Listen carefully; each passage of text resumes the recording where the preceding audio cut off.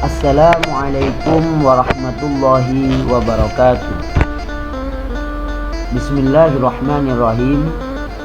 Alhamdulillahi rabbil alamin. Allahumma salli ala sayyidina Muhammad wa ala alihi wa sahbihi ajma'in. Bab yang ketujuh, kita akan berbincang tentang hidup berbangsa dan bernegara menurut Islam. Fitrah kepemimpinan menurut Islam. Hidup bermasyarakat, berbangsa dan bernegara adalah fitrah manusia modern, fitrah peradaban manusia. Maka dalam bermasyarakat melahirkan keniscayaan dan keharusan adanya seorang pemimpin yang membantu penataan kehidupan yang dijalani bersama. Dalam hal penertiban masyarakat di suatu wilayah, Al-Ghazali menggambarkan falsafahnya sebagai berikut.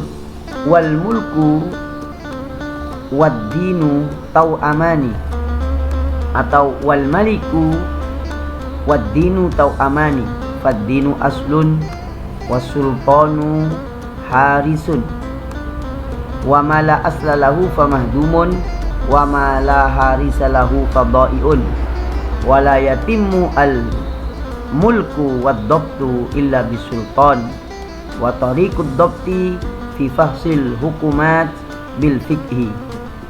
Penguasa dan agama adalah saudara kembar. Artinya ibarat bangunan, agama sebagai pondasi dan penguasa sebagai penjaganya. Suatu bangunan yang tidak punya pondasi akan roboh, akan mudah roboh dan akan sangat rentan dirobohkan. Dan suatu yang tidak memiliki penjaga akan tersia-siakan. Maka dari itu, pemerintahan dan pengaturan tidak sempurna, tidak berjalan dengan baik kecuali ada pejabat yang melaksanakannya atau yang mengendalikannya.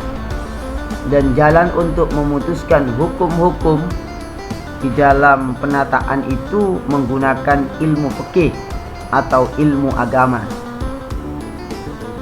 Artinya kehidupan sebuah masyarakat, bangsa dan negara membutuhkan petunjuk agama dan pemimpin yang sesuai dengan idealitas agama, sehingga hikmah diciptakan manusia berbangsa-bangsa dan bersuku-suku untuk mencapai atau untuk menggapai takwa, baik secara lahir maupun secara batin.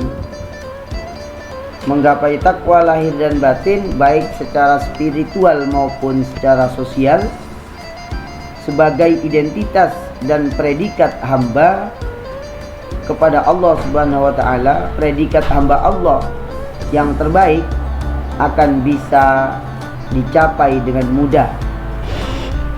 Maka antara masyarakat yang dipimpin dan pemimpinnya harus seirama dan senada dengan ajaran agama. B. Idealitas seorang pemimpin menurut Islam.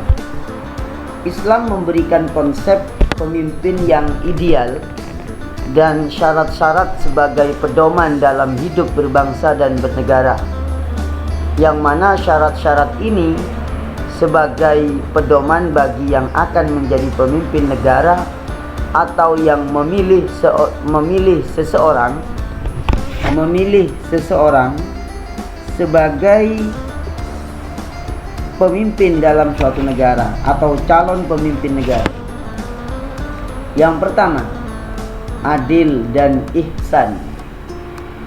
Kepemimpinan dalam Islam, baik untuk diri sendiri dalam lingkup yang kecil, keluarga, atau cakupan yang lebih luas, seperti dalam suatu pemerintahan desa sampai suatu negara, adalah bertujuan memerintahkan kebaikan, mengatur untuk mensyiarnya dan menyebarnya kebaikan, dan mencegah atau mengurangi keburukan.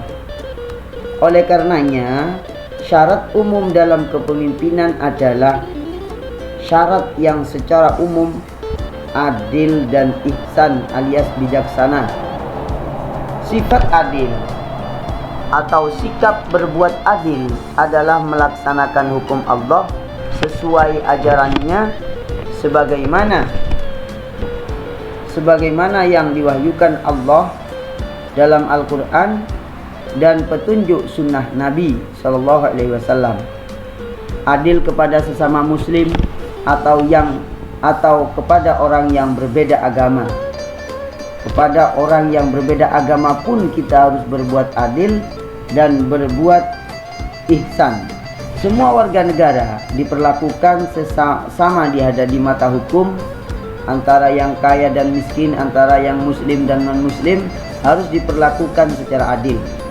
Pemutusan perkara dalam masyarakat tidak boleh didasarkan atas kecenderungan emosional, kedekatan relasi, bahkan karena kesamaan agama. Islam menghukumi zalim bagi pemimpin yang menajamkan hukum kepada pihak yang lemah dan menumpulkan hukum kepada yang mempunyai uang dan kuasa. Nah, agama Islam memerintahkan adil, memberikan adil, tetapi juga tidak hanya memerintahkan adil, tetapi juga memerintahkan ihsan, yaitu bersikap bijaksana dalam memutuskan perkara. Memutuskan perkara tidak hanya berdasarkan keadilan, tetapi kebijaksanaan. Adil dan ihsan adalah meletakkan sesuatu pada tempatnya dan penuh kebijaksanaan. Sedangkan kebalikan dari adil adalah zalim atau aniaya. Dan Allah Subhanahu wa taala sendiri yang memerintahkan agar berbuat adil dan ihsan, sebagaimana di dalam surat An-Nahl, innallaha ya'muru bil adli wal ihsan wa ita'idil qurba wa yanha 'anil fahsya'i wal munkari wal baghi. Bahwasanya Allah memerintahkan manusia untuk berbuat adil, berbuat ihsan, kebajikan, dan wa ita'idil qurba, dan juga kepada memberi kepada kaum kerabat. Dan Allah melarang perbuatan keji, kemungkaran, dan permusuhan. Dia memberi pengajaran kepadamu agar kamu dapat mengambil pelajaran. Dan di dalam surah An-Nisa, innallaha ya'murukum an tu'addul amanati ila ahliha wa idza hakamtum bainan nas an tahkumu bil adli innallaha ni'ma ya'idukum bih innallaha kana sami'an basira. Sesungguhnya Allah menyuruh kamu menyampaikan amanat kepada yang berhak, dan apabila kamu menghukumi di antara manusia, menetapkan hukum di antara manusia, supaya kamu menetapkan dengan adil. Syarat yang kedua, kalau pertama adalah adil dan ihsan, maka yang kedua adalah Islam. Syarat kedua ini diwajibkan pemilih yang beragama Islam dalam konteks negara demokrasi seperti Indonesia. Sedangkan bagi umat di luar Islam tidak diwajibkan, tetapi boleh memilih pemimpin yang beragama Islam. Ini hanya sebagai pedoman bagi umat Islam, pedoman bagi yang beragama Islam dalam rangka berlomba-lomba menggapai kebaikan dengan cara yang baik pula, yaitu meraih tampuk kepemimpinan sebagai lahan amal ibadah, bukan semata-mata untuk berkuasa. Yang berikutnya, landasan hidup berbangsa, landasan berbangsa dan bernegara dalam konteks Indonesia, yang di Indonesia ini kita hidup plural, yaitu berbeda-beda suku, agama, bahasa, yaitu di dalam kitab Al-Quran surat Al-Hujurat ayat 13. Artinya landasan berbangsa dan bernegara ala Indonesia yang terdiri dari beberapa suku, bahasa, dan lain-lain, yaitu surat Al-Hujurat ayat 13. Allah Subhanahu wa taala berfirman, wahai manusia, ya ayuhan nas, inna khalaqnakum min dzakari wa unsa waja'alnakum syu'uban wa qabaila lita'arafu Inna akramakum indallahi atqakum. Sesungguhnya kami menciptakan kamu dari seorang laki-laki dan seorang perempuan dan menjadikan kamu berbangsa-bangsa, bersuku-suku supaya kamu saling kenal mengenal satu sama lain. Sesungguhnya orang yang paling mulia di antara kamu di sisi Allah ialah orang yang paling bertakwa. Nah, inilah dalil bahwasanya kita berbangsa dan bernegara di Indonesia ini sudah sesuai dengan fitrah kehidupan yang diciptakan Allah Subhanahu wa taala, yaitu berbangsa-bangsa dan bersuku-suku. Kemudian disatukan oleh Allah, disatukan dalam satu negara untuk berlomba-lomba dan membangun hidup kebersamaan. Kemudian yang ketiga adalah amanah. Sifat dan perilaku amanah merupakan syarat yang mutlak harus dimiliki oleh setiap individu, khususnya adalah seorang pemimpin. Seorang pemimpin harus amanah, di mana Rasulullah bersabda di dalam hadisnya tentang amanah, addil amanata ila mani tamanaka wala tahun man khonaka. Karena jika amanah ini tidak ada pada diri seorang, maka hancurlah keberadaan sebuah negara atau masyarakat. Sebagaimana sabda Nabi ini, bahwasanya addil amanata ila mani tamanaka wala tahun man khonaka. Berikanlah amanah kepemimpinan kepada orang yang dapat dipercaya, dan jangan kau berkhianat pada orang yang mengkhianatimu, atau tidak membalas dengan khianat pula. Janganlah membalas pengkhianatan dengan pengkhianatan pula. Ini sungguh ajaran yang luar biasa di dalam Islam. Kebaikan, keburukan dibalas dengan kebaikan. Dan di dalam hadis riwayat Ibnu Umar, bahwasanya Rasulullah bersabda sallallahu alaihi wasallam, arba'un idza kunna fika fala 'alaika ma fataka minad dunya, sidqul hadis wa hifdzul amanah wa husnul khuluq wa iffatu mat'amin. 4 hal yang jika ada padamu, maka hilangnya dunia darimu tidak akan memberi bahaya sedikit pun padamu. Artinya dunia itu tidak ada di dalam diri kita. Yang penting ada 4 hal. Ada 4 hal ini. Ada 4 hal ini pada diri seseorang, walaupun dunia tidak ada pada dirinya. Artinya dia tidak bergelimang harta, maka apapun tidak akan bisa mempengaruhi kejiwaannya, tidak mempengaruhi perilakunya. Yaitu 1, orang yang jujur, perkataan yang jujur. Yang kedua, menjaga amanah, akhlak yang baik, dan menjaga kehormatan masalah makanan. Artinya orang yang jujur, apalagi seorang pemimpin. Artinya seorang yang jujur, walaupun tidak punya apa-apa, dia akan tetap menjadi orang yang kokoh dan kuat dan terhormat. Dan orang yang menjaga amanah akan senantiasa mendapatkan kepercayaan. Dan orang yang berakhlak baik akan senantiasa dihormati. Dan orang yang menjaga kehormatan, mendapatkan makanan, mencari penghidupan, dia akan tetap dihormati. Dari Abu Hurairah itu juga terkait dengan amanah, bahwasanya ketika Nabi Muhammad SAW menyampaikan sebuah perkataan, tiba-tiba datang seorang Arab pedalaman. Orang Arab pedalaman datang, "Matas sa'ah ya Rasulullah, kapan kiamat itu terjadi?" Rasulullah menjawab, "Idza duyyi'atil amanatu fantadhiris sa'ah." Apabila amanah sudah disia-siakan, tidak diperhatikan oleh manusia, maka tunggulah saat kehancurannya kiamat. Kaifa idha'atuha, bagaimana pengkhianatan ataupun penyia-nyiaan terhadap amanah? Qala, Nabi menjawab, idza wusidal amru ila ghairi ahlihi fantadiris sa'ah. Rawahul Bukhari. Nabi mengatakan, apabila suatu urusan umat, urusan negara urusan umat manusia dipasrahkan kepada orang yang tidak profesional, orang yang tidak amanah, orang yang tidak cakap, yang tidak jujur, maka tunggulah saat kehancurannya. Hadis di atas memberikan pengertian dan penegasan bahwa kehancuran akan terjadi apabila pemimpin itu tidak amanah. Bukan hanya pemimpin, siapapun yang hidup di dunia harus amanah sesuai dengan apa yang diperintahkan oleh Allah. Yang keempat, syarat seorang pemimpin adalah dia seorang laki-laki.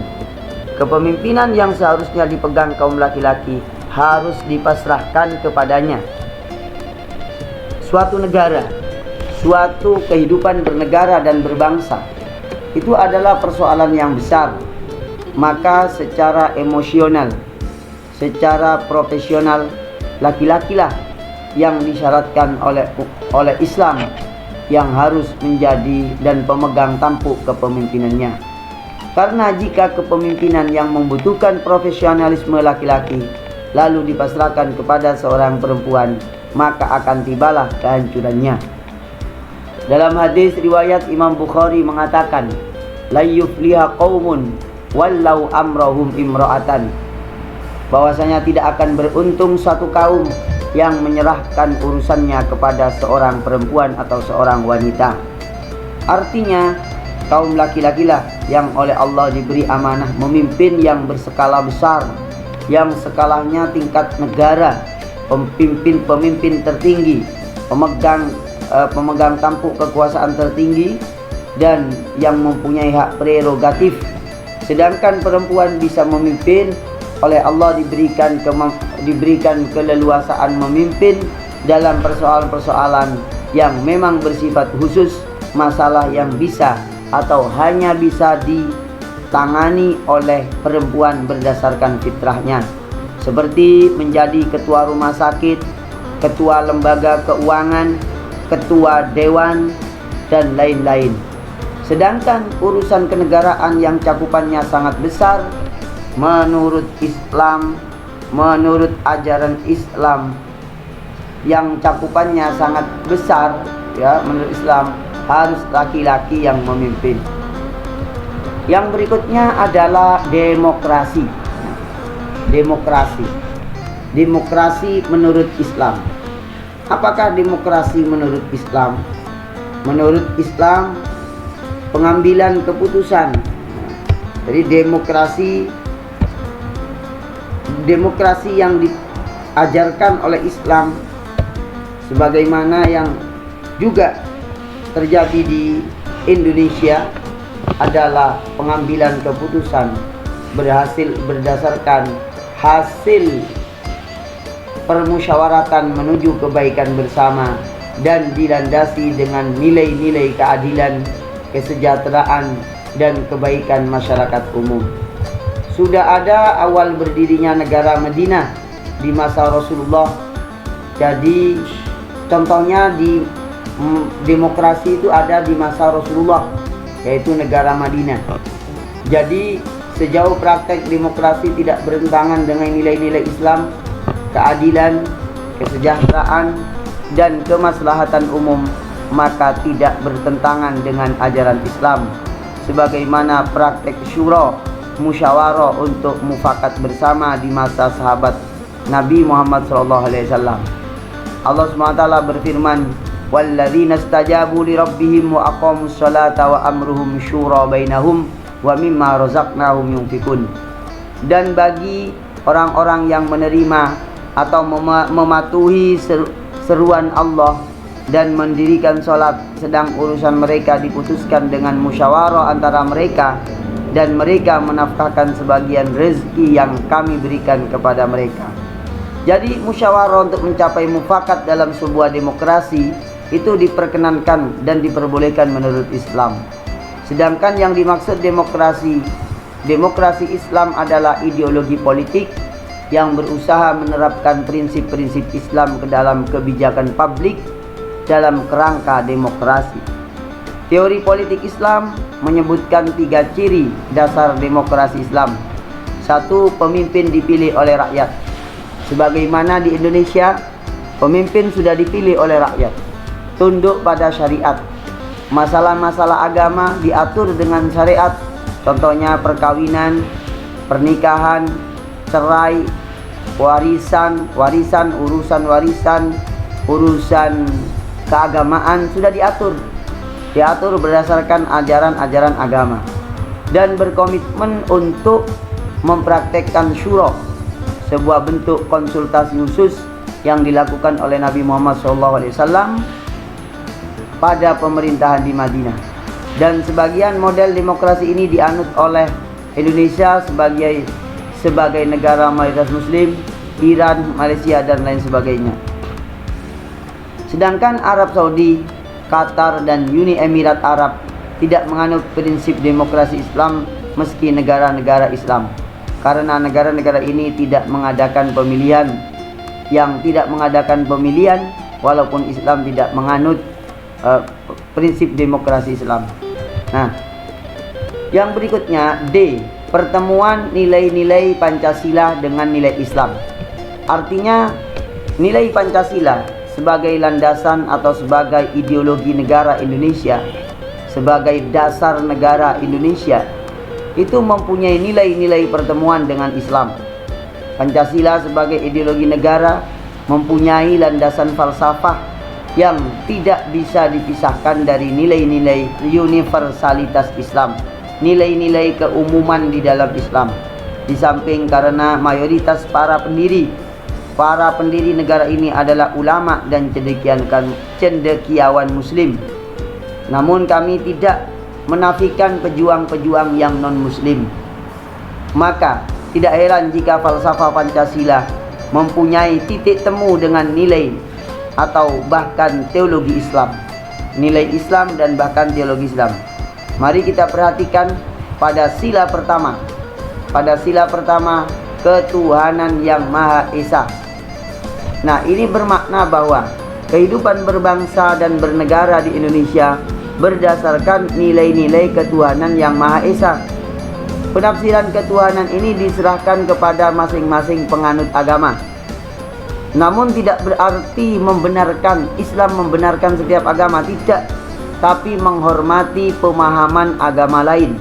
Agama lain dihormati pemahamannya, karena di dalam Islam tidak ada paksaan di dalam menganut agama. La ikraha fid din, qad tabayyana rusydu minal ghayy. Bahwasanya tidak ada paksaan di dalam agama karena sudah nyata-nyata jelas kebenaran daripada keburukan, yaitu kebenaran daripada kesesatan. Nah, warga negara Indonesia diberikan kebebasan untuk memilih satu kepercayaan dari beberapa kepercayaan yang diakui oleh negara, artinya yang dilindungi oleh negara. Dalam konsep Islam, hal ini sesuai dengan istilah hablum minallah, hubungan kepada Allah yang merupakan sendi tauhid dan hubungan antara manusia dengan Allah Subhanahu wa taala. Sebagaimana firman Allah surah Al-Baqarah, wa ilahukum ilahu wahid la ilaha illa huwa rahmanur rahim. Bahwasanya dan Tuhanmu adalah Tuhan yang Maha Esa, tidak ada Tuhan selain Dia yang Maha Pemurah lagi Maha Penyayang. Di dalam surat Al-Ikhlas disebutkan, qul huwallahu ahad, katakan hai Muhammad, Allah itu Maha Esa. Keesaan Tuhan yaitu Allah, Tuhan Allah SWT merupakan ideologi akidah utama bagi umat Islam. Artinya negara Indonesia sudah final dengan landasan Pancasila karena tidak bertentangan dengan nilai-nilai Islam, bahkan tidak bertentangan dengan ideologi Islam, khususnya tentang ajaran tauhid, pengesaan Allah. Yang kedua, kemanusiaan yang adil dan beradab. Bermakna bahwa bangsa Indonesia menghargai dan menghormati hak-hak yang melekat pada diri pribadi manusia dan nilai-nilai kemanusiaan. Dalam pandangan Islam, hal ini sesuai dengan istilah hablum minan nas, yaitu relasi sesama manusia, manusia dengan manusia. Yaitu dalam relasi manusia kita harus bisa berbuat adil dan bisa beradab, berakhlak yang baik. Di dalam Al-Quran, Allah Subhanahu wa taala berfirman, A'udzubillahi minasyaitonirrajim, Bismillahirrahmanirrahim. Ya ayyuhalladzina amanu kunu qawwamina lillahi syuhada'a bil qisti wala yajrimannakum syana'anu qaumin alla ta'dilu diluhu aqrabu littaqwa wattaqullaha innallaha khabirum bima ta'malun. Allah memerintahkan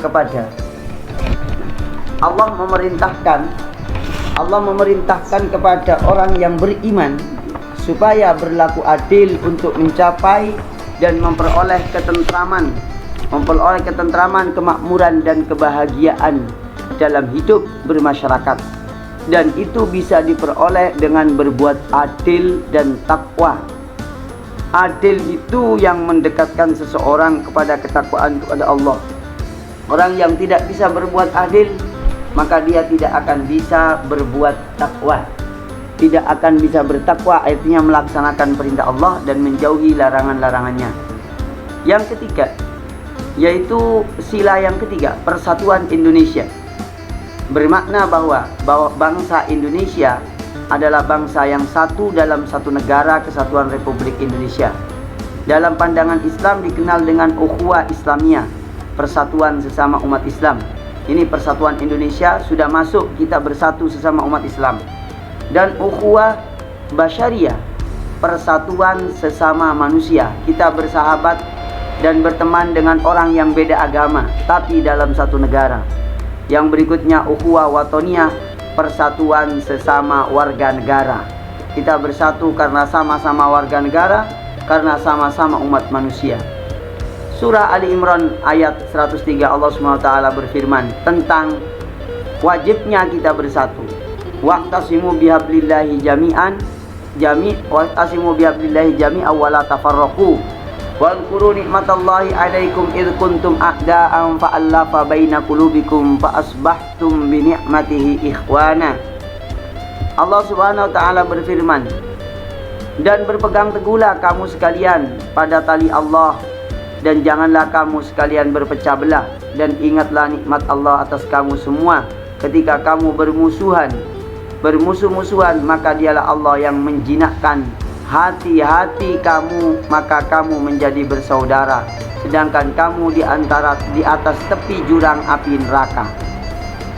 Nah, yang berikutnya adalah yang keempat, sila keempat, kerakyatan yang dipimpin oleh hikmat kebijaksanaan dalam permusyawaratan atau perwakilan.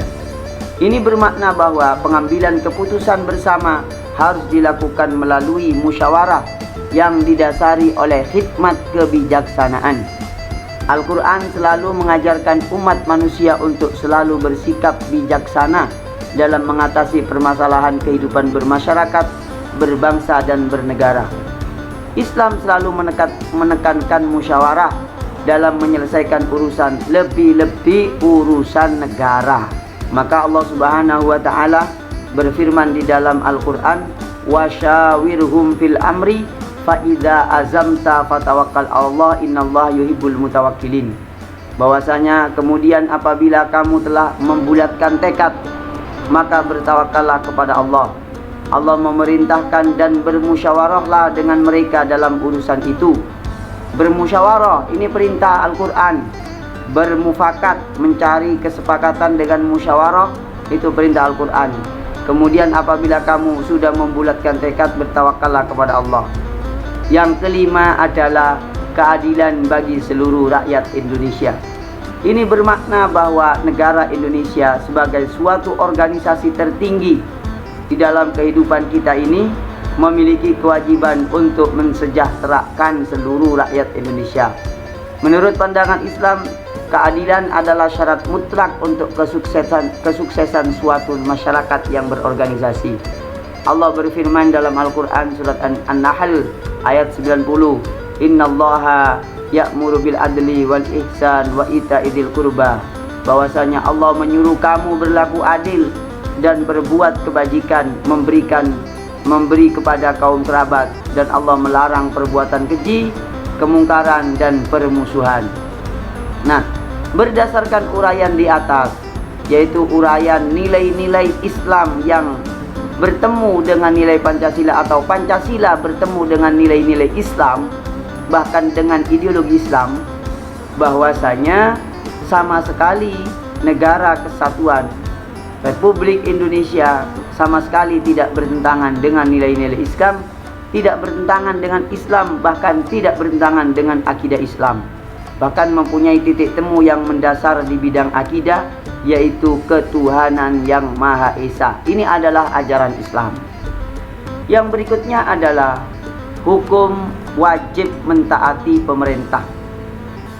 Ibarat sebuah rumah, negara ini adalah rumah kita semua, rumah bersama. Jadi ibaratkan sebuah rumah, negara ini adalah rumah kita bersama, yang di dalamnya ada seorang pemimpin yang kita pilih. Maka untuk kemaslahatan dan kebaikan bersama rakyat, pemimpin negara dan masyarakat secara umum, Islam mengajarkan agar semua unsur dalam negara ini taat pada hukum, sejauh kebijakan pemerintah tidak bertentangan dengan prinsip agama, maka semua rakyat harus taat dan patuh pada aturan pemerintah. Rasulullah SAW bersabda, alal mar'i al muslim as-sam'u wa ta'at fima ahabba wa kariha illa ayyumara bimaksiatin, bahwa wajib atas seorang muslim untuk mendengar dan taat pemimpin, baik dalam perkara yang ia sukai maupun ia tidak menyukai, kecuali tidak usah taat dalam apabila diperintah untuk berbuat maksiat. Fa in umira bimaksiatin fala sam'a wala ta'ata. Apabila diperintahkan untuk berbuat maksiat, maka tidak usah didengar dan tidak usah ditaati. Artinya untuk kepentingan kenyamanan dalam kehidupan masyarakat, kepentingan ketertiban bersama dan kedamaian dalam hidup bernegara, tidak boleh memberontak dan tidak boleh berbuat makar dan mengacaukan negara, sejauh negara ini tidak berbuat dan tidak memerintahkan sesuatu yang zalim dan melanggar syariat.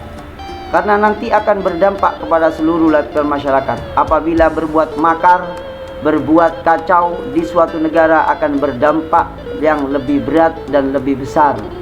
Yang lebih besar bahayanya.